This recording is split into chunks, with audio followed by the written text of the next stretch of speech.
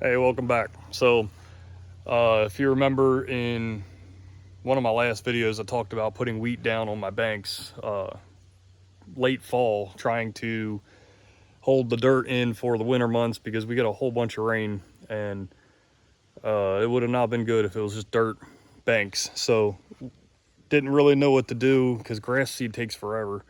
And so, my neighbor recommended planting 50-50 grass seed and the wheat, and it came in very quickly, and now it's getting to the point it's going to be soon kind of dropping its seeds, I guess, and hopefully it will stay in place and regrow and I don't have to plant it no more. But it came in great up here. I mean, it's all grass and wheat the whole way along there, and I believe the reason why it's not down along the bottom is pure laziness. Basically, I should have maybe came down to the bottom and threw from the bottom up as well, but I kind of just chucked it from the top down, and I guess I didn't make it the whole way, or maybe it washed out more down here. I don't really know, but I didn't really get much down here, so I need to cut all these weeds back and replant here soon, and hopefully this will get a little bit nicer then as well. It'll kind of all blend in, but I think I'm going to get rid of this one tree here, that one. But that's like a beech tree, I think, and it's just kind of annoying. It doesn't really serve any purpose. There's a nicer tree that's like right up above it. That one, yeah, that one's a lot nicer.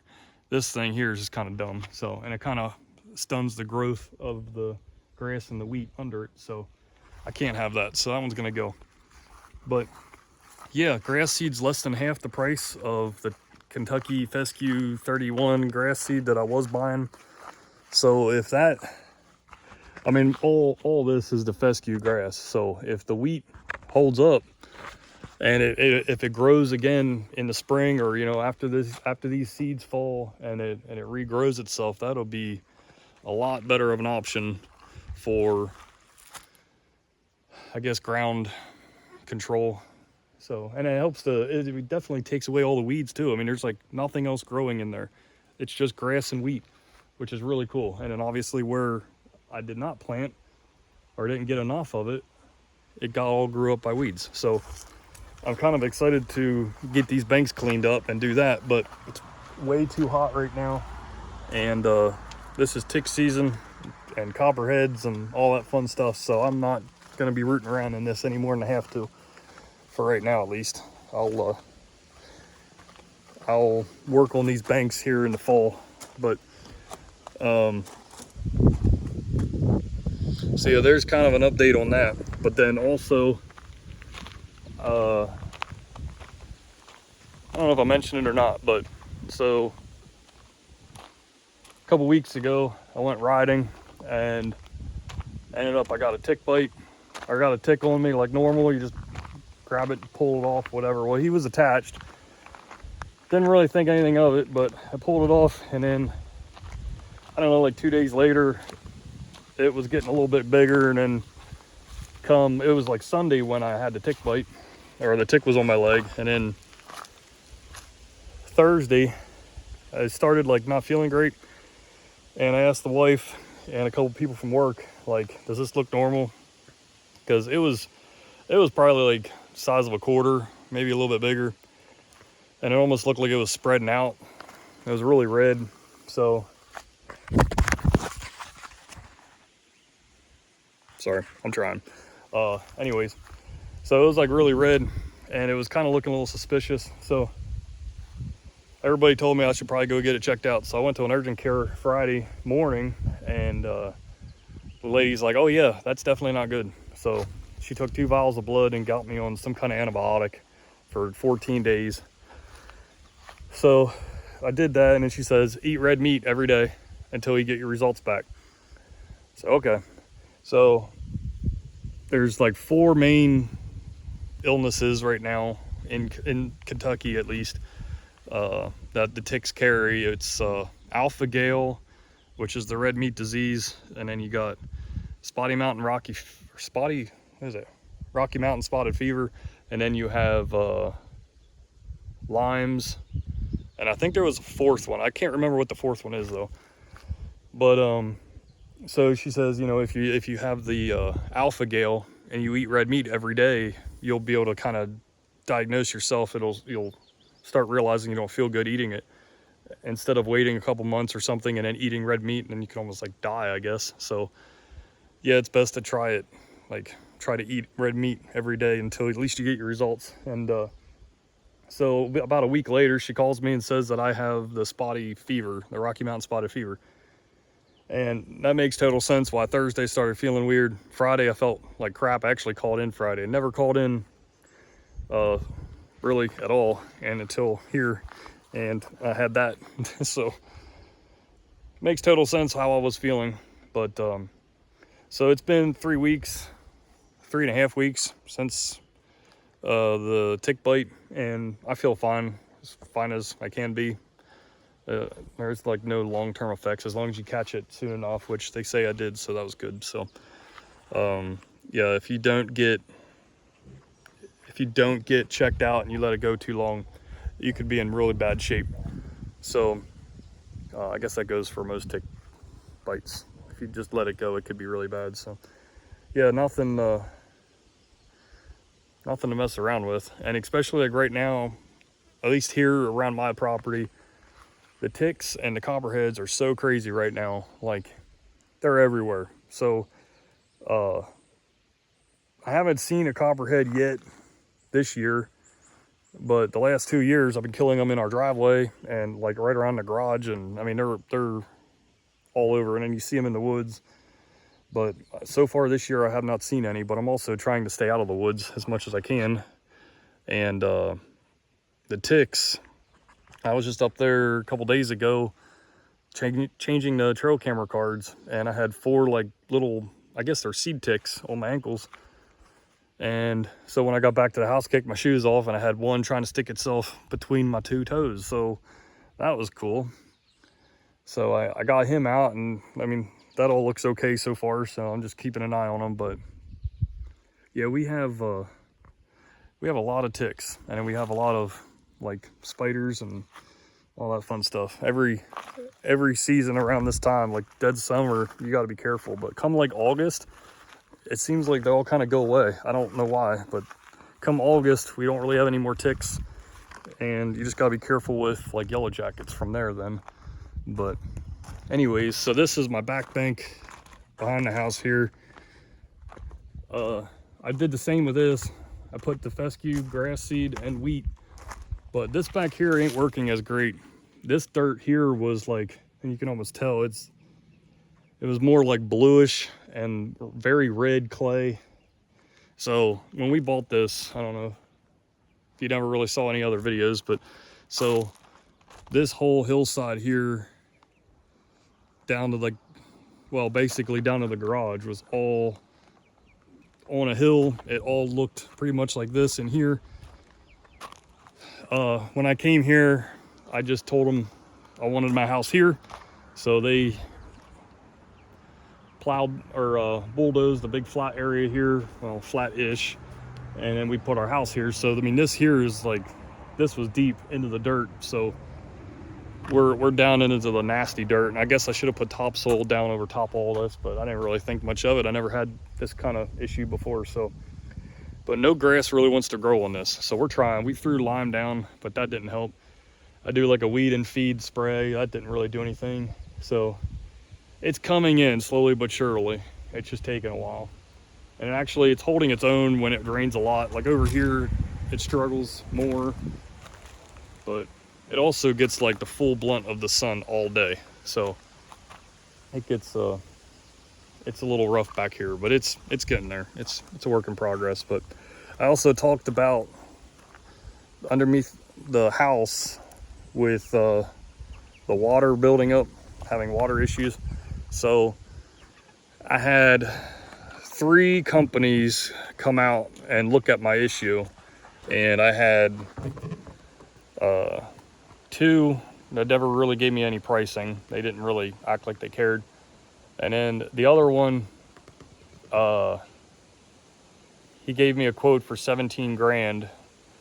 I was like, no, that's okay. But he wanted to do like a big, I don't know, it was like a bag, like basically enclose the whole underneath of the trailer with plastic, drape it down around, and then do a sub pump underneath with a French drain the whole way around the outside perimeter of the trailer, and then also run a dehumidifier on the inside of like this big plastic bag under the trailer that he would install.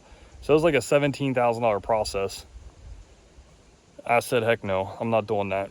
So he gave me some insight on where he thinks all the water is coming from. And so there's 3 pieces of plastic underneath the trailer, and there's 2 big seams that go, you know, I think it's like a 14-foot wide trailer, so it's like 2 areas that goes across like the shortest, you know. And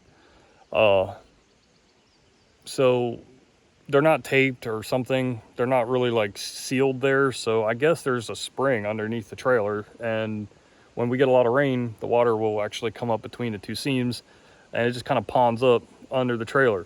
So that's where most of the water is coming in from now. When I first realized there was a problem, like, we did a lot of work back here trying to help that, because I have this big ditch that runs, I mean, I dug all that by hand, that comes the whole way down, and then it runs down to a branch. Thought that was gonna help, still had water. And then we did a French drain back here, and that definitely does help. There's less water that goes under the house, and you could watch it, like when it rains really hard, you could just see the water coming down, and it really don't go to the house anymore. But we were still getting ponding up, and I had no idea why. So the guys coming out, giving me quotes, looking at my problem, they kind of gave me some insight on what was happening. So I looked at possibly doing it myself, and I came up with just kind of doing a mini French drain. So I just dug from the front yard on the other side of the porch, where the most water was getting, the most standing water underneath the house. I just dug like a foot deep ditch about the center of the trailer underneath, and then I ran 4-inch corrugated pipe with, you know, the French drain stuff with all the holes in it. I ran that, and then I did a Y pipe, and then I ran it 2 different directions underneath the house, and in the 2 lowest areas where the water seems to be the most. And since I've done that, and of course I backfilled it with the 57s, and then I did leave the plastic cut, and I just flipped the plastic back over where my drain pipe is now. So there is a slit there. If water does end up on top of the plastic, it still can go down. But I've been checking it since we got a lot of rain. I mean, that one weekend, I swear we got 3 or 4 inches in 2 days. Like, it's so annoying how much it rains here. And then we'll, like, you know, come June, July, August, we're just asking for rain. But through the winter, it just rains. That's pretty much the extent of it. But so far, since I did that drain a few, I guess right after winter. I mean, we still got a lot of rains after I installed that. So every time it rained, I went out and looked and watched it and stuff, and it's dry underneath there. So I think that's working, hopefully permanently. I'm tired of dealing with the water issues under the trailer. So that's that. I still have some springs that come out over there in our little, I mean, over there is where the septic system is, like, but every time it rains really hard, we have some water that comes out of the bank and lays over there. So I got to figure out what to do there yet. Don't really know what I'm gonna do to stop that. But anyways, so there's that. That's kind of a property update, I guess. I don't know if you remember, but all that down there, I got all that cleared out. I've been cleaning out as much as I can, kind of around the dog pen area, backing around, cleaning out the woods, thinning that all out really good. And just so we can see some more, because I don't know, it's just nice to see a little bit farther than what we could. So, but anyways, so we ended up investing into chickens. So I guess I can show you this. So I built this chicken box coop thing. It didn't really turn out the way I was hoping it to, but when you're trying to do stuff on your own, you do the best you can. But I got like a 2 foot by 4 foot door here to clean it out. Their nesting boxes are in here, and it's 8 feet wide and 12 feet long. I guess it's like at the highest point, it's like 9 feet here in the front, and then it goes down to like 7, I guess, in the back here. But anyways, yeah. So we got 6 chickens from Tractor Supply, and only 5 survived, mostly because of me being an idiot. But get back. I ended up trying to introduce the chickens to our dogs. It didn't go good, so we lost one. So probably shouldn't have done that, but it is what it is. So anyways, but this is our coop I built. I got the 2 roosting bars in there, and then their nesting boxes and all these crazy birds. You wanna come up? No? Okay. Yeah, whatever. But anyways, so I built this little feeder thingy. I really didn't like all the feeding options. Oh yeah. So 5 chickens eat almost 1 pound of feed a day. A little bit more than I was expecting, but yeah, these little guys eat a lot. Yeah, so this tube that I made, I mean, it's just like a 90 and like a 30 or whatever, 15 degree thing. But anyways, this holds 10 pounds of food, and it's almost empty, and it's been like maybe 8-9 days since I put that in. But I don't know, it works pretty good though. I may end up making it, I might make it bigger. I don't know, this is like a 3-inch pipe. Maybe I'll go to like 4 or something, and it'll hold more food. But I didn't really like all those big feeders, like that watering feeder, which I don't even like that really, because they keep spilling it, keeps getting dirt in it. So I've been looking at different options for that as well, because I'm not really interested in changing their water or filling it up or cleaning it every day. So trying to figure out the best way for that. My whole plan is to free range them, and then we'll just keep them in here, like if we go away for the day or something, so at least like they're protected. But if we free range them, I don't really know how that's gonna go, because we got bobcats and coyotes and foxes and hawks, and yeah, we got bald eagles that fly around sometimes here. So don't really know how chickens are gonna do so good on the outside of this, but I really want to try it because it keeps down on the food. They eat ticks, they eat spiders, they eat a whole bunch of things. Apparently they can even eat little snakes. So I don't know, we'll see, but it's kind of an experiment. So the size of this coop and the run that they have, we can hold up to like 10 birds, they say. So there's 5 now. We may end up getting another 4 or 5 here. We'll see. We don't really need a whole bunch of eggs. I mean, some, it would be great, but I'm not really trying to have like 3 dozen of eggs a week or something crazy. I don't need a whole bunch of chickens for that. So, but we'll see. So anyways, I guess that's kind of an update on the property and what's happening here. So